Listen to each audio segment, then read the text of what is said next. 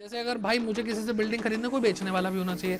मैं किसी को स्टॉक बेच रहा हूँ, गुड्स बेच रहा हूँ, तो कोई खरीदने वाला भी होना चाहिए। टेंजिबल वो होती है जिनको हम छू सकते हैं, देख सकते हैं, जैसे बिल्डिंग टच करके देख सकते हो, ठीक है, देख और टच भी कर सकते हो और देख भी सकते हो, क्योंकि आप बार बार रिनोवेशन भी नहीं कराओगे, बार बार आप मंजिल पे मंजिल नहीं बनवाओगे। ठीक है, मंजिल से याद आया, CUT वालों के लिए मंजिल सीरीज चल रही है। Hello everyone, welcome to commerce Adda 24/7। My name is Aman Mehta और आज हम बात करने वाले हैं एक बहुत ही प्यारे चैप्टर की, और उसका नाम है बेसिक अकाउंटिंग टर्म्स, जो क्लास 11th का अकाउंटेंसी का एक बहुत प्यारा टॉपिक है।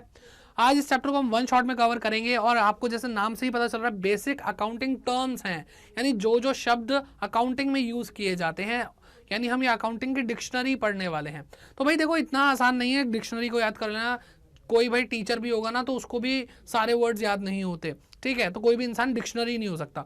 तो इसलिए हम क्या करेंगे भाई, जो मेन टॉपिक्स हैं, जो मेन टर्म्स हैं, उनको याद रखेंगे, जो आपके एग्जाम में आपको मार्क्स दिला सकते हैं, उनके बारे में बात करेंगे, जो आपके कंसेप्ट को बहुत स्ट्रॉन्ग कर सकते हैं। तो बाकी सारी चीजें आपको रिस्पेक्टिव चैप्टर्स में होती दिखाई देंगी। जैसे अकाउंटिंग टर्म्स के अंदर डेबिट और क्रेडिट भी है कि भाई डेबिट क्या होता है, क्रेडिट क्या होता है, उसके बारे में बात करेंगे। तो जब हम rules of debit and credit का चैप्टर देख रहे होंगे तब आपको वहीं पे बता दिया जाएगा।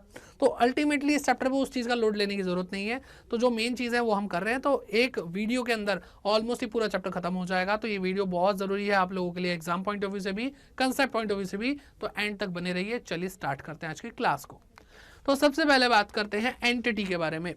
तो एंटिटी क्या होती है, देखो मैं आपको पहले ना देसी भाषा में बताऊंगा, उसके बाद तो बाकी आपको पीछे टेक्स्ट दिख रहा है जो आपकी बुक्स में भी होता है, तो उसमें कोई बहुत बड़ी बात नहीं है। तो सबसे पहली चीज, एंटिटी वर्ड आप जहां पे भी देखो तो समझ जाओ बिजनेस के बारे में बात कर रहे हैं, कि भाई जिसकी अकाउंटिंग कर रहे हो उस बिजनेस की बात हो रही है।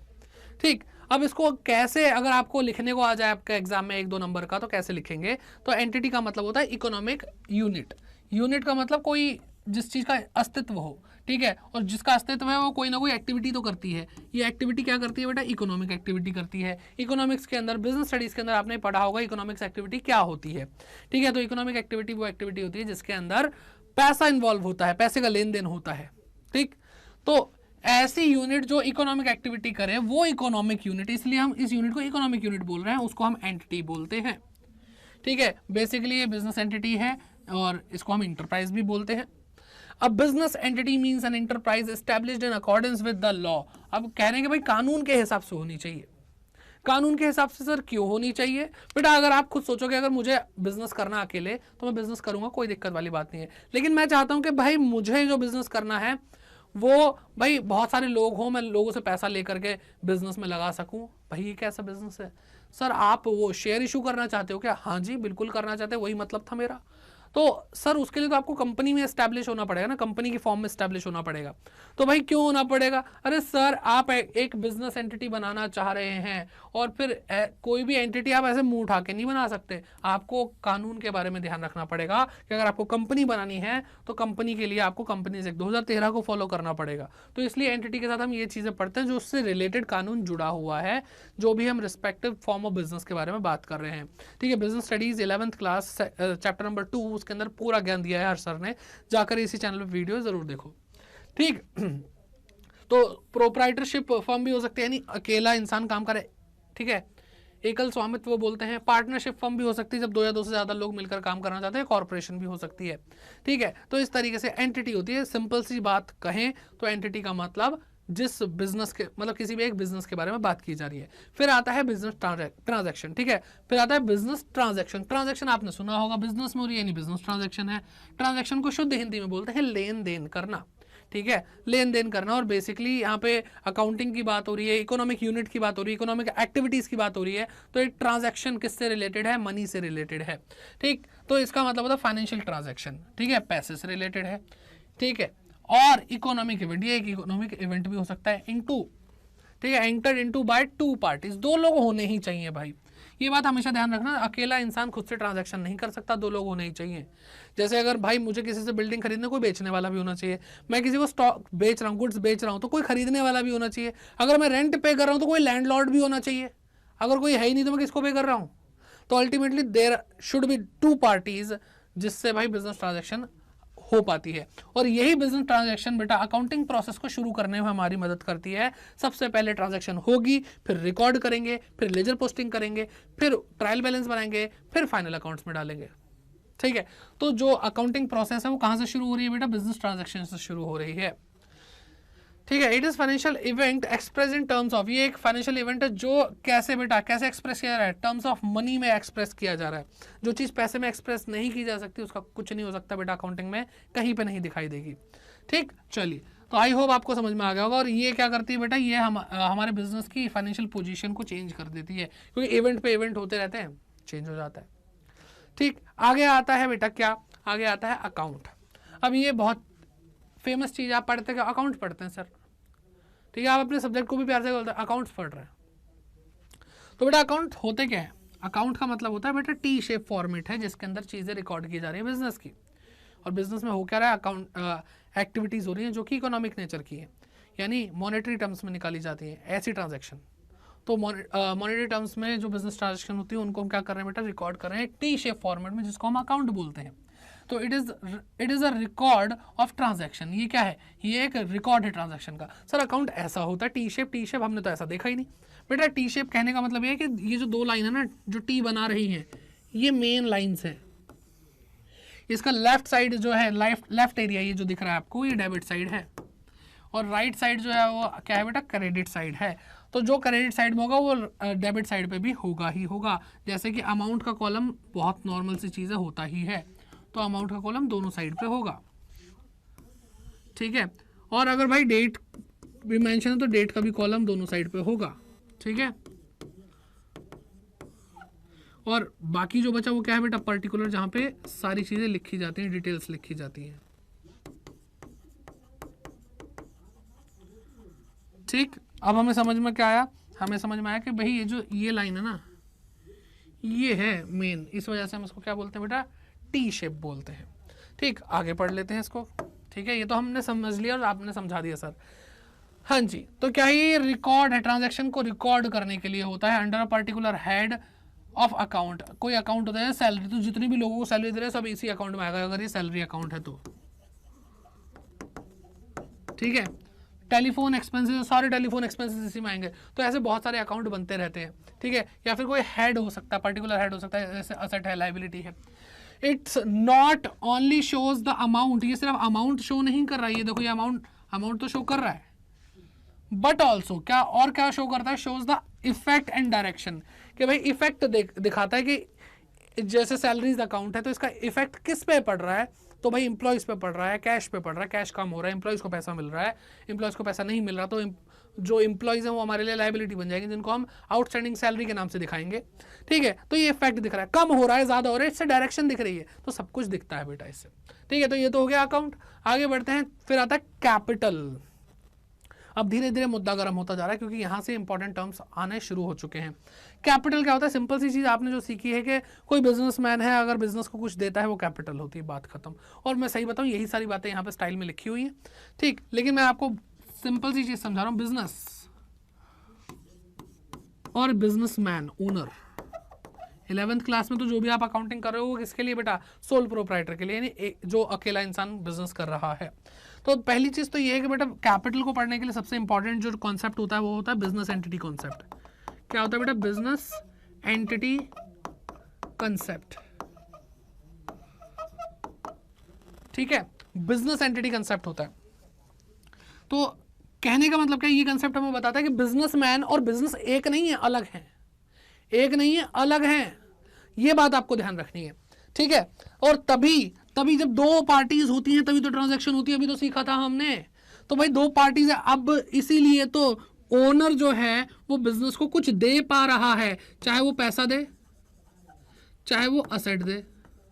सर असेट क्यों लेगा बिजनेस, बेटा एक बात ध्यान रखो कि बिजनेस को अपना बिजनेस चलाने का मतलब जो भी ये है एंटिटी है, इसको ट्रांजैक्शंस करने के लिए, इसको अपना ऑपरेशंस करने के लिए क्या चाहिए होते हैं बेटा, रिसोर्सेस चाहिए होते हैं। उन रिसोर्सेस को हम क्या बोलते हैं बेटा, असेट्स बोलते हैं, चाहे वो फिक्स्ड असेट्स हो, नॉन करेंट हो या करंट असेट्स हो।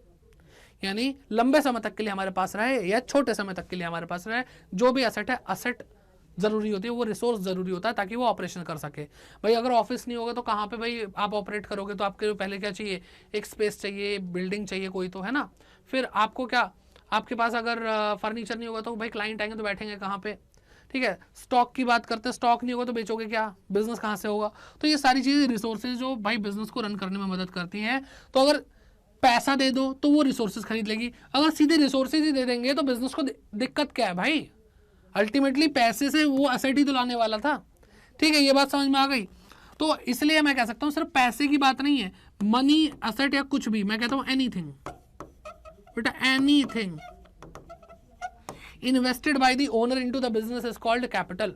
चलो अब ये तो भाई मैंने आपको देसी लैंग्वेज में आपके दिमाग में डाल दिया, अब पढ़ना शुरू करते हैं। Capital is the amount invested in an enterprise, एक इंटरप्राइज में जो इन्वेस्ट होता है अमाउंट, उसको हम क्या बोलते हैं बेटा, कैपिटल बोलते हैं, बाय द प्रोप्राइटर, यानी मालिक भाई साहब।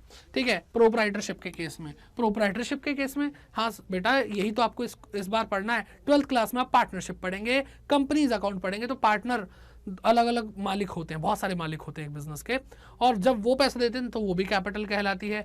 जब अलग अलग कंपनी की बात करें तो कंपनी क्या होता है बेटा, पब्लिक पैसा देती है कई बार शेयर्स के रूप में, उसको बोलते हैं शेयर कैपिटल, तो वो भी कैपिटल होती है।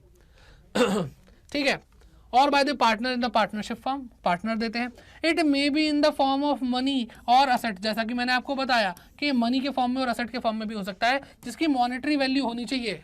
कूड़ा उठा करके दे दोगे जिसका कोई दाम नहीं है, ठीक है, ऐसा कूड़ा जो बिल्कुल ही वेस्ट है, ठीक है, नहीं तो कबाड़ी वाला भी नहीं ले रहा, वो उठा करके दे दोगे तो बेटा उसकी कोई मॉनेटरी वैल्यू नहीं है, तो वो कैपिटल नहीं कहला सकती।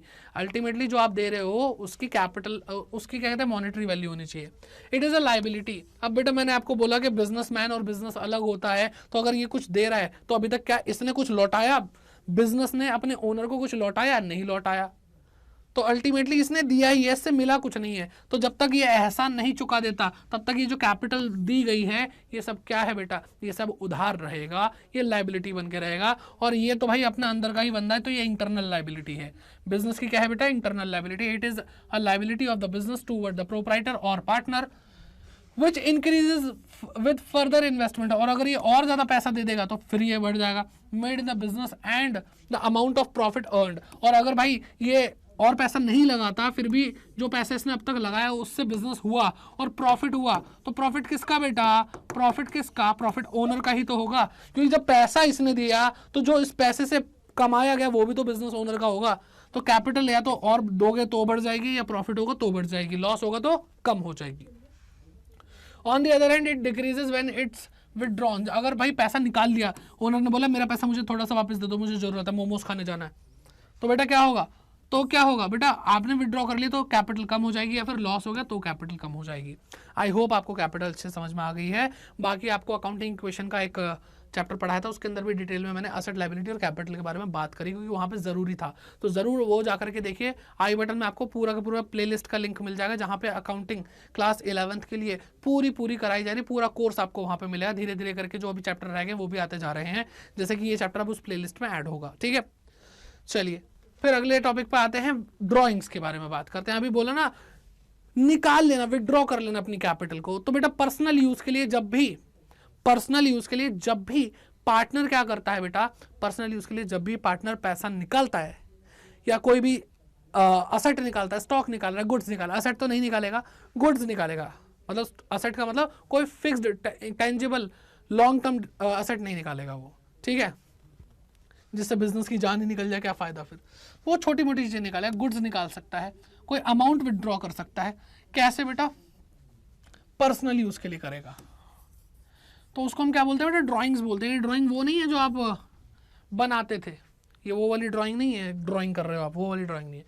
ड्राइंग का मतलब क्या है कि अमाउंट या फिर गुड्स विड्रॉन, मतलब निकाले गए, किसने निकाले, मालिक ने निकाले, प्रोप्राइटर या पार्टनर ने निकाले, ठीक, तो उसको हम क्या बोलते हैं बेटा, ड्राइंग बोलते हैं। बहुत सिंपल सी चीज़ है, इससे क्या होता है बेटा, कैपिटल कम होती है, कैपिटल डिक्रीज हो जाती है। ओके, आगे बढ़ते हैं। फिर आता है लायबिलिटीज के बारे में। तो लायबिलिटीज का सिंपल मतलब है उधार। मतलब मैं कभी कभी ये चीज़ें देखता हूँ, फिर पढ़ाता हूँ, तो फिर मेरे को समझ में आता है कि इतनी हिंदी तो आती है, उधार, कर्जा, बस इसके अलावा कुछ एक्सप्लेन करने की जरूरत नहीं है, ये इतनी प्यारी चीज़ है। ठीक है, ठीक है, फिर भी चलो एक्सप्लेन करना ही पड़ेगा। Liability means amount owed, owed मतलब उधार लिया। अब भाई अगर तुम ऐसे नहीं समझोगे तो ये पर्यायवाची यूज करेंगे। पेएबल, जिसको अभी पे करना है, ठीक है, तो लाइबिलिटी मीन्स अमाउंट ओड या payable by the business, business को पे करना है तो उसको हम बोलते हैं liability. Liability towards the owner, जो ओनर के लिए लाइबिलिटी होती है of the business is termed as the internal liability. अभी मैंने आपको बताया कि ओनर को जो पैसा, ओनर ने जो पैसा दिया वो भी उधार है, यानी कैपिटल, और वो कैपिटल क्या बेटा है, इंटरनल लाइबिलिटी है। On the other hand liability towards the outsider, यानी ओनर के अलावा जो बाहर वाले लोग हैं उनसे अगर कुछ उधार ले रखा है तो वो एक्सटर्नल लाइबिलिटी है। क्या है बेटा, एक्सटर्नल लाइबिलिटी है। तो बहुत सिंपल सी चीज है कि लाइबिलिटी इंटरनल होती है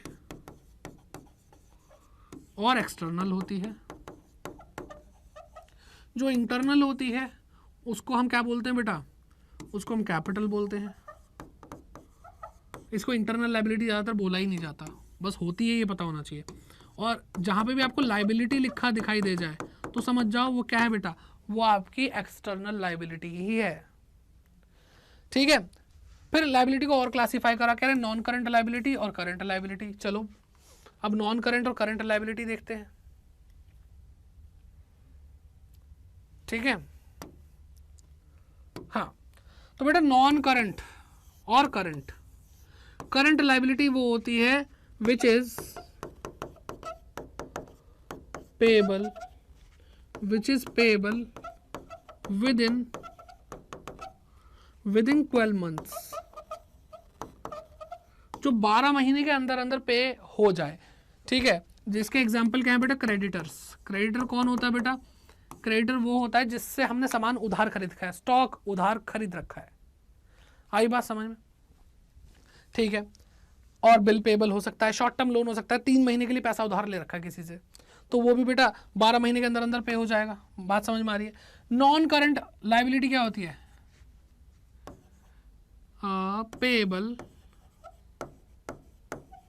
पेबल आफ्टर 12 मंथ्स। जैसे आपने भाई लॉन्ग टर्म लोन ले लिया बैंक से, लॉन्ग टर्म लोन ले लिया मान लो 5 साल का, तो वो क्या है बेटा, वो आपके लिए आपकी नॉन करंट लाइबिलिटी है। ठीक है, इसका एग्जांपल डिवेंचर भी हो सकता है, जो क्लास 12th में आप अच्छे से कंसेप्ट समझेंगे। ठीक, आई होप यहाँ तक क्लियर है। आगे बढ़ते हैं असेट्स की ओर, कि असेट क्या होती है। तो भाई अभी इससे पहले मैं आपको बताऊं कि असेट क्या होती है। आपने देखा कि बिजनेस को क्या चाहिए होता है बेटा, रिसोर्स चाहिए होते हैं। क्या चाहिए होता है बेटा, रिसोर्स, जिनको हम क्या बोलते हैं बेटा, असेट्स बोलते हैं। यानी यही जो भी हम पढ़ने वाले हैं।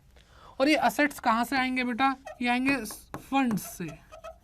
पैसा होना चाहिए। ये फंड कहाँ से आएंगे सर, बिजनेसमैन देगा। क्या देगा, कैपिटल देगा। अगर वो कम पड़ गया तो सर फिर लाइबिलिटी लेनी पड़ेगी। क्या लेनी पड़ेगी, लाइबिलिटी, उधार लेना पड़ेगा। तो इससे हमें क्या समझ में आया कि जो असेट होती है वो किसके इक्वल होती है, इस फंड के इक्वल होती है। और ये फंड क्या होता है बेटा, कैपिटल प्लस लाइबिलिटी। तो हम क्या बोल सकते हैं, asset is equal to capital plus liability. ठीक है, और इसी को फॉर्म, अब ये मैथमेटिकली आपको दिखा दिया गया है। अब आप कैपिटल का फॉर्मूला बना सकते हो इससे। कैपिटल ये रही, कैपिटल इज इक्वल टू, अब लाइबिलिटी को इधर लेके जाओ तो असेट माइनस लाइबिलिटी हो जाएगा। लाइबिलिटी का भी फॉर्मूला बन जाएगा, liability is equal to asset minus capital. तो ये सारी चीज़ें हैं। ठीक है, तो ऐसे होता है। तो अब ये सारी चीज़ें बता दी। ये जो इक्वेशन बताइए, asset is equal to capital plus liability, इसको बोलते हैं हम अकाउंटिंग इक्वेशन। ठीक है, और वो चैप्टर है आपका अलग से, पढ़ लेना बेटा। आई बटन में आपको लिंक दिया है, प्लीज पढ़ लेना। ओके, असेट्स आर, अब देखो असेट्स क्या होती है, असेट आर द प्रॉपर्टीज, चाहे वो टेंजिबल हो चाहे वो इंटेंजिबल हो। सर ये क्या होता है, अभी पढ़ेंगे, टेंशन क्यों ले रहे हो। ओन्ड बाय, ओन्ड मतलब जिसके हम मालिक हैं, जिसके हम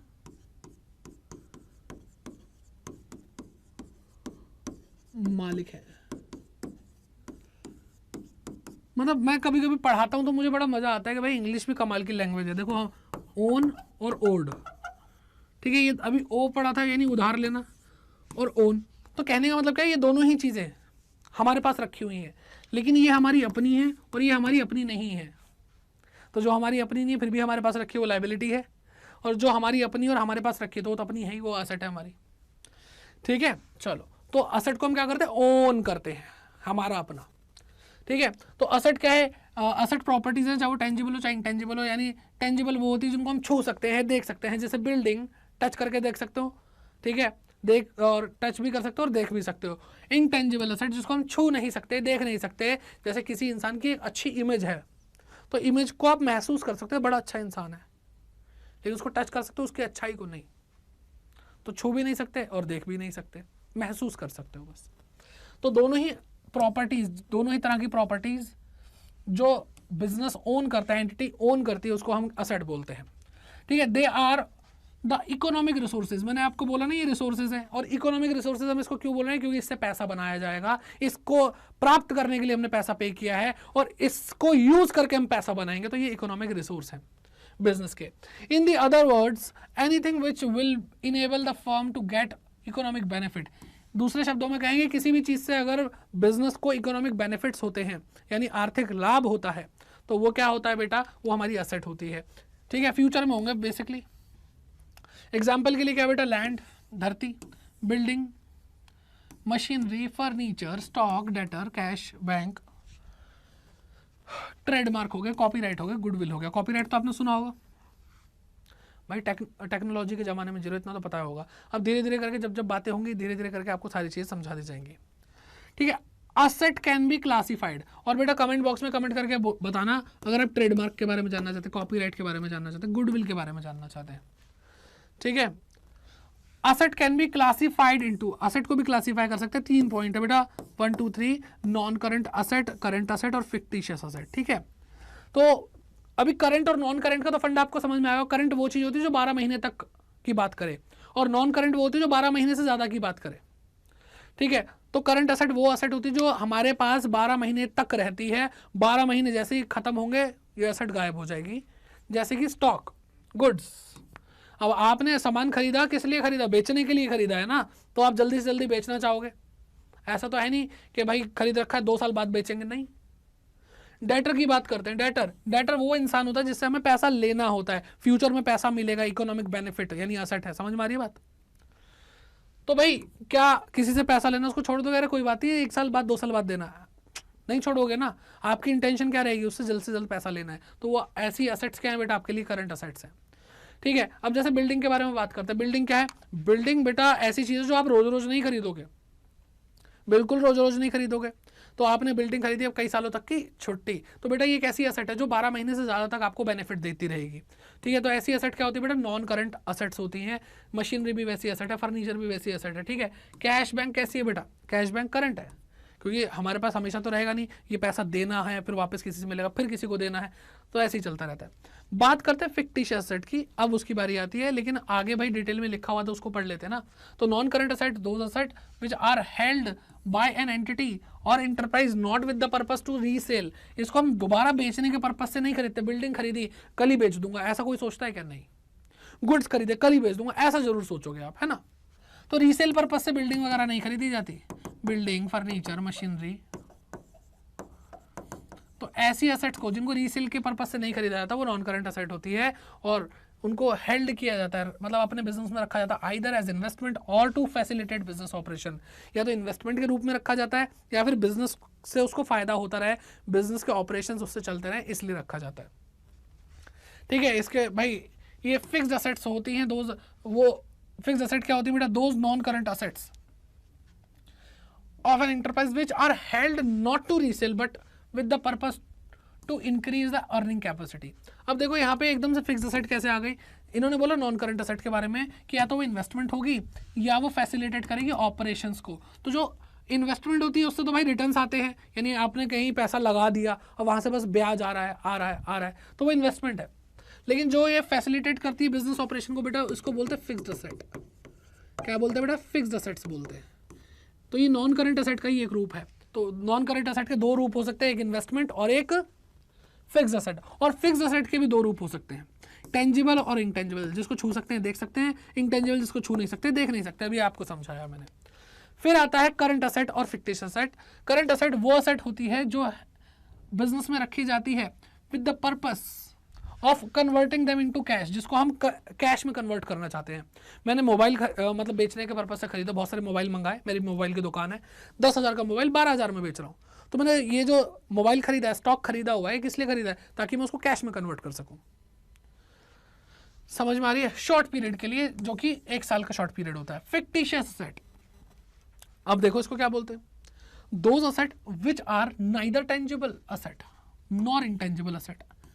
अब देखो अभी हमने पढ़ा फिक्स असेट 2 तरह की होती है, टेंजिबल और इंटेंजिबल। लेकिन यहाँ पे कह रहे हैं फिक्टिशियस असेट वो असेट होती है जो टेंजिबल भी नहीं और इंटेंजिबल भी नहीं। सर वो है क्या? बेटा ऐसी बकवास सी डेफिनेशन बना रखी, मैं आपको बताता हूँ क्या है ये। फिक्टिशियस असेट वो असेट होती है जिसको बेच करके कुछ भी नहीं मिलता। ठीक है, जिसको बेच करके कुछ भी नहीं मिलता। सर ये कैसी असेट है जिसको बेचकर कुछ नहीं मिलता, और जब कुछ नहीं मिलता तो वो असेट कैसे है? तो बेटा इसके लिए अगर मैं चाहूँ तो आपको अभी समझा सकता हूँ, लेकिन अगर आप ये इनिशियली ये चैप्टर देख रहे हैं ना, तो आपको नहीं समझ में आएगा ये फिक्टिशियस असेट क्या होती है। तो आप जो भी आपको लेक्चर्स दिए जा रहे हैं, धीरे धीरे धीरे धीरे करके फिक्टिशियस असेट की कहानी आपके सामने आएगी। तो बेटा हमारे साथ पढ़ते रहो, वहाँ पर आपको डिटेल में समझ में आ जाएगा। फिलहाल आप ये समझो कि टेंजिबल भी नहीं होती, इंटेंजिबल भी नहीं होती, और इसको बेच करके कुछ भी नहीं मिलने वाला, यानी बिकती ही नहीं है ये।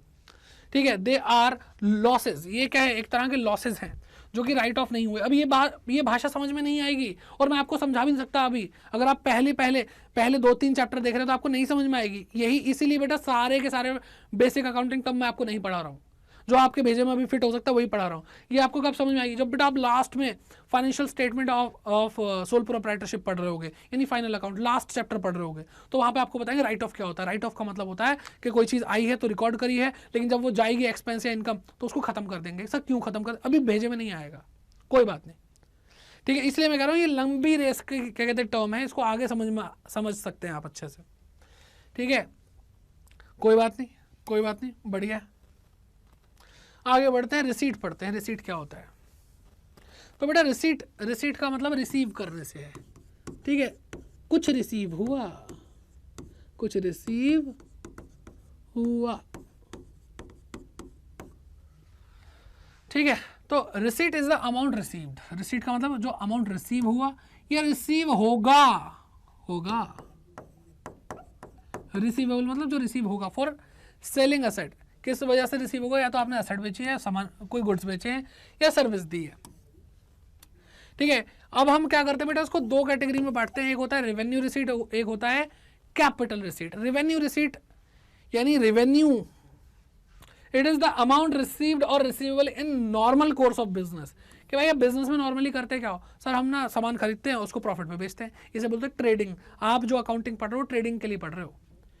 ठीक है, आप अभी वो नहीं पढ़ रहे हो कि मैंने सामान बनाया, बनाने की इतनी कॉस्ट आई, फिर उसको बेचा। वो मैन्युफैक्चरिंग एंटिटी होती है। मैन्युफैक्चरिंग बिजनेसेस के लिए आप अकाउंटिंग नहीं पढ़ रहे हो, आप क्लास 11th में ट्रेडिंग बिजनेसेस के लिए अकाउंटिंग पढ़ रहे हो। दैट मीन्स ट्रेड मतलब खरीद कर बेचना। ठीक है, तो नॉर्मली आप बिजनेस में क्या कर रहे हो? सामान खरीद रहे हो और बेच रहे हो। तो उस वजह से जो भी अमाउंट रिसीव हुआ है या होगा वो बेटा रेवेन्यू रिसीट कहलाता है। ठीक है, जैसे गुड्स को बेचना, सर्विसेज देना। ठीक है, जैसे अब क्या होता है, कोई चार्टर्ड अकाउंटेंट अपनी सर्विस देता है, उसके बदले पैसे लेता है, तो वो भी बेटा क्या है? उसकी रेवेन्यू रिसीट है।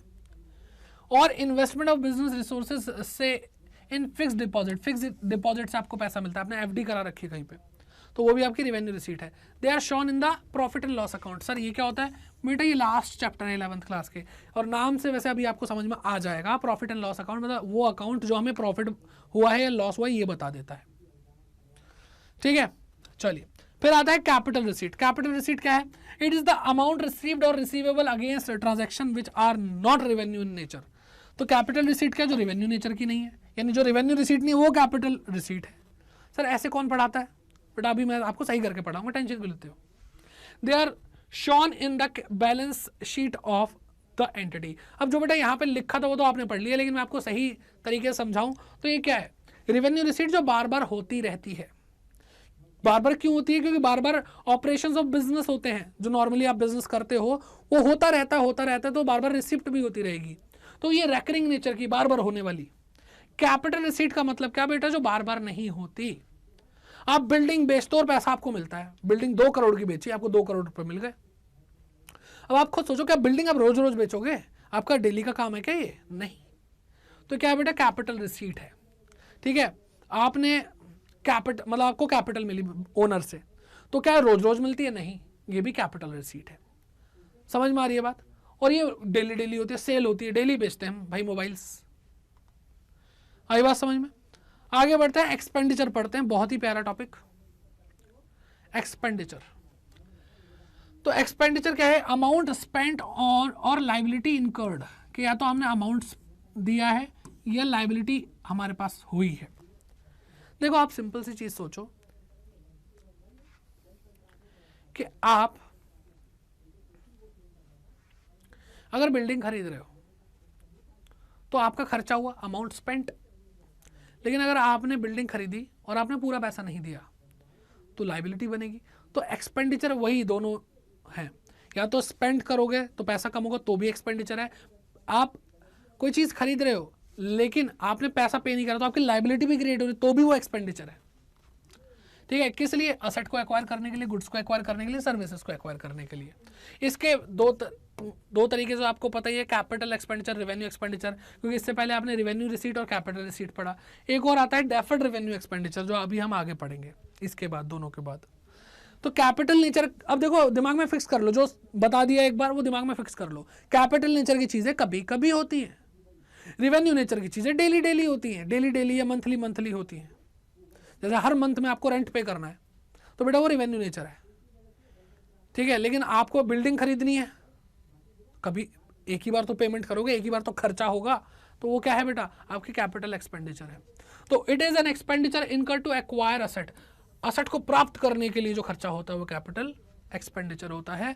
और improving the existing asset which will increase the earning capacity, या फिर आप जो आपकी एग्जिस्टिंग, अभी आपके पास जो असेट थी उसको, उसकी जो अर्निंग कैपेसिटी है, जो आपको पैसा कमा कर दे रही है, उस कैपेसिटी को बढ़ा देने के लिए आप जो खर्चा करते हैं। जैसे आपका 2 मंजिल की बिल्डिंग थी, बहुत छोटी बिल्डिंग है, चलो कोई बात नहीं, तो 2 मंजिल की कहते हैं आपकी बिल्डिंग, 2 फ्लोर थे उस पर, और आपको अब स्पेस ज़्यादा चाहिए था, आपने 2 फ्लोर और बनवा दिए, तो बेटा वो भी आपका क्या है? आपके बिजनेस की अर्निंग कैपेसिटी बढ़ रही हुई, आपका स्पेस बढ़ रहा है, तो वो आपके लिए क्या हो गया बेटा? वो आपके लिए कैपिटल एक्सपेंडिचर है, क्योंकि आप बार बार रिनोवेशन भी नहीं कराओगे, बार बार आप मंजिल पे मंजिल नहीं बनवाओगे। ठीक है, मंजिल से याद आया, CUT वालों के लिए मंजिल सीरीज चल रही है, अपने बड़े भाई बहनों को बता देना। बी पॉइंट आता है रेवेन्यू एक्सपेंडिचर। अब ये क्या है बेटा? Revenue expenditure, it is expenditure incurred the benefit of which is consumed or exhausted within the accounting period. It has direct relationship with the revenue or with the accounting period. क्या आपने कोई खर्चा करा, रेवेन्यू, आपने stock खरीदा, मैंने भाई 10,000 रुपये का, 10,000 नहीं, मान लो 1 लाख रुपए के मैंने मोबाइल्स मंगाए ताकि मैं बेच सकूं उनको अपनी दुकान पे, तो ये तो भाई मैं करता रहता हूँ, आज मंगाया, 1 महीने बाद, 2 महीने फिर मंगाऊंगा, तो ये डायरेक्टली रिलेटेड है कि नहीं है? डायरेक्टली रिलेशन है ना मेरी रेवेन्यू से, मेरे इनकम से, है या नहीं है? ठीक है, और जो मैंने ये खर्चा किया ये with in an accounting period, यानी 1 साल के अंदर अंदर क्या हो जाएगा बेटा? कंज्यूम हो जाएगा, खत्म हो जाएगा। तो ऐसा खर्चा जो 1 साल से ज्यादा तक बेनिफिट दे वो कैपिटल नेचर का होगा। नॉर्मली जैसे बिल्डिंग खरीदी भाई 10 साल तक, अब हमें बेनिफिट देगी। यहाँ पे रेवेन्यू एक्सपेंडिचर की बात करें तो भाई मैंने मोबाइल खरीदे बेचने के लिए, वो बिक जाएंगे भाई, इसी साल के अंदर बिक जाएंगे, उसका बेनिफिट मुझे 1 साल के अंदर अंदर हो जाएगा। फिर बात करते हैं डेफर्ड रेवेन्यू एक्सपेंडिचर की। बेटा डेफर्ड का मतलब समझो, मैं ऐसा टीचर हूँ भाई, अकाउंटिंग थियरी पढ़ाते वक्त मैं ऐसा हो जाता हूँ कि बेटा आपको इंग्लिश के शब्दों का ज्ञान देता हूँ, अगर आप इंग्लिश के शब्दों को समझने लग गए आपकी अकाउंटिंग सुधर जाएगी। ठीक है, जैसे कैपिटल नेचर का मतलब कभी कभी, रेवेन्यू का मतलब बार बार, और डेफर्ड का मतलब 1 साल से थोड़ा सा फुदक के आगे बढ़ गया। ठीक है, यानी ये ज्यादा बड़े पीरियड के लिए नहीं था, लेकिन 1 साल से हल्का सा आगे भाग चुका है ये। ठीक है, तो डेफर्ड रेवेन्यू है तो रेवेन्यू नेचर का ही, जो बार बार होता है, लेकिन उसका बेनिफिट 1 साल से थोड़ा सा ज्यादा मिल रहा है। ठीक, तो ऐसा expenditure it is a revenue expenditure, है तो ये रेवेन्यू के खानदान का ही in nature, but is written off in more than 1 accounting period. मतलब इसके जो बेनिफिट्स होंगे वो 1 साल से ज्यादा मतलब लग जाएगा, टाइम हो जाएगा खत्म होने में। Because it is estimated that benefit of such expenditure will accrue in more than 1 financial year. अब सर इसका एक एग्जांपल दे दो बेटा, एडवर्टीजमेंट करवाना। अब कई बार ऐसा होता है कि आप एडवर्टीजमेंट करवाते हो भाई, आपको एक बार में पेमेंट करनी पड़ती है, लेकिन उसका जो फायदा वो सालों तक होता है, कई सालों तक होता है। मैंने आज पर्चे छपवा दिए, लेकिन लोगों के दिमाग में तो रजिस्टर रह गया ना, अगर आज आपने एक पर्चा देखा तो आज ही भूल जाओगे, समझ रहे हो? क्लियर है? चले भाई आगे बढ़ते हैं। अब आता है डेप्रिसिएशन, ये भी बड़ा इंपॉर्टेंट है और डेडिकेटेडली एक बढ़िया प्यारा चैप्टर है जो कि यूट्यूब पे आ चुका है, इसी चैनल पे देख लेना। बहुत सब बच्चों को बहुत खतरनाक लगता है, मैंने ऐसा समझाया कि आपको चुटकियों में समझ में आ जाएगा।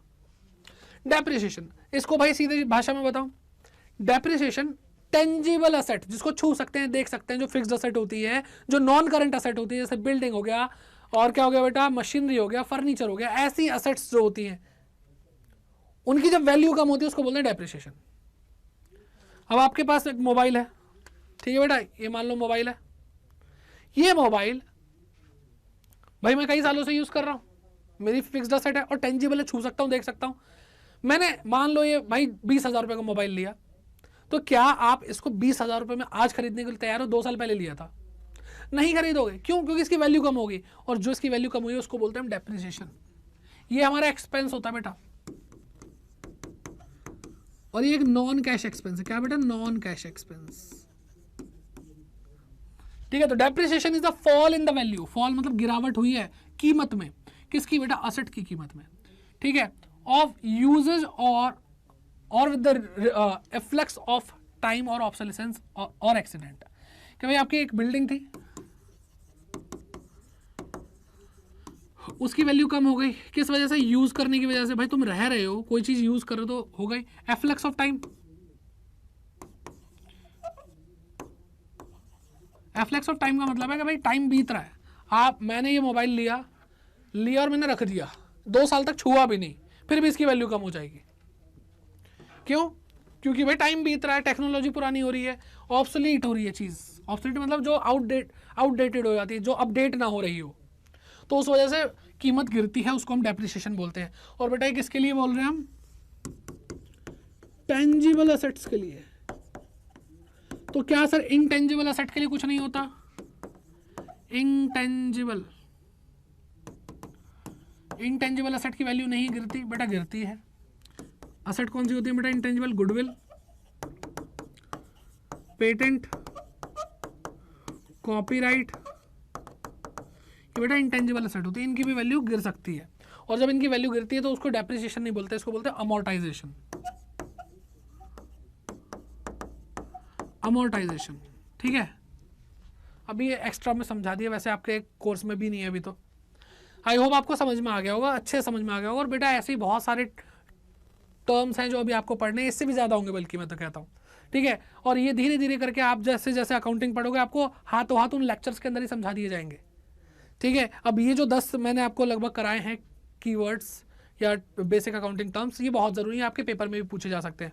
1-2 चीज़ें हैं जो पेपर में पूछी जा सकती हैं, जो इस वीडियो में कवर नहीं है। कमेंट करके बताना कि भाई आपको पढ़ाया जाए ना पढ़ाया जाए।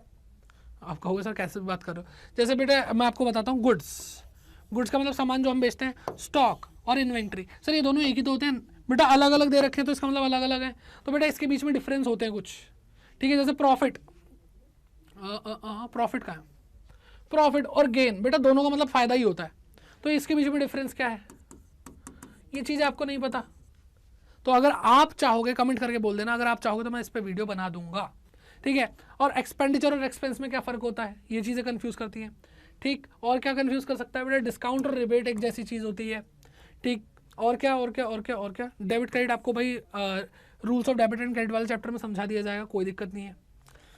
बाकी सारी चीज़ें समझा रखी है बेटा, आपको फाइनल अकाउंट के टाइम पे समझ में आ जाएगी, बहुत सारी चीज़ें जो आपको आगे समझ में आएंगी। तो आई होप आपको ये वीडियो अच्छी लगी हो, और जो भी दिक्कत परेशानी कमेंट बॉक्स में कमेंट करके ज़रूर पूछ लेना भाई, और मैं खुद आकर के कमेंट देखता हूँ, तो फीडबैक भी ज़रूर देना कि भाई आपको क्लासेस कैसी लग रही हैं। और अच्छे से पढ़ाई करो बेटा, 11th क्लास अगर आपने बेस बना लिया तो आपकी 12th और आगे की पढ़ाई सफल हो जाएगी। और मैं आपको वादा कर रहा हूँ कि अगर आप लोगों ने सही से नहीं पढ़ा तो मैं इस बात की गारंटी देता हूँ, आपने अकाउंटिंग अगर 11th में छोड़ दो बिल्कुल, और भाई आप 12th क्लास और 12th के आगे जितनी भी पढ़ाई करनी करके दिखा देना, नहीं कर सकते बिल्कुल मत पढ़ना। 12th में आने के बाद 11th पढ़ने की कोशिश मत करना, 11th को बिल्कुल डिलीट करके क्या आप 12th पढ़ सकते हो? बिल्कुल नहीं पढ़ सकते, क्योंकि हर जगह जर्नल एंट्री है, जर्नल एंट्री यहीं पढ़नी है। जर्नल एंट्री कब होगी? जब rules of debit and credit पढ़ोगे। तो ये सारी चीज़ें बेटा जो आपको यहीं पढ़नी है, यहीं पढ़नी है, और 11th क्लास से बिल्कुल पंगा नहीं लेने का, ठीक। तभी आपका फ्यूचर सिक्योर है। तो आई होप आपको ये सीरियस बात अच्छे से समझ में आ गई होगी। एंड आपको क्या करना भाई, अगर ये सेशन अच्छा लगा है तो आपको इस पे पूरा प्यार बरसाना है भाई। लाइक आप कंजूसी मत करना भाई, शेयर करने में तो बिल्कुल कंजूसी मत करना, कमेंट करके फीडबैक ज़रूर देना, और बाकी आप बता सकते हो भाई आपको क्लासेस कैसी लग रही, कोई प्रॉब्लम हो वो पूछ सकते हो। नए आए तो सब्सक्राइब जरूर करना है, बस इसी तरह पढ़ते रहो। मिलते हैं आपसे नेक्स्ट क्लास में, तब तक के लिए bye bye, take care and keep growing.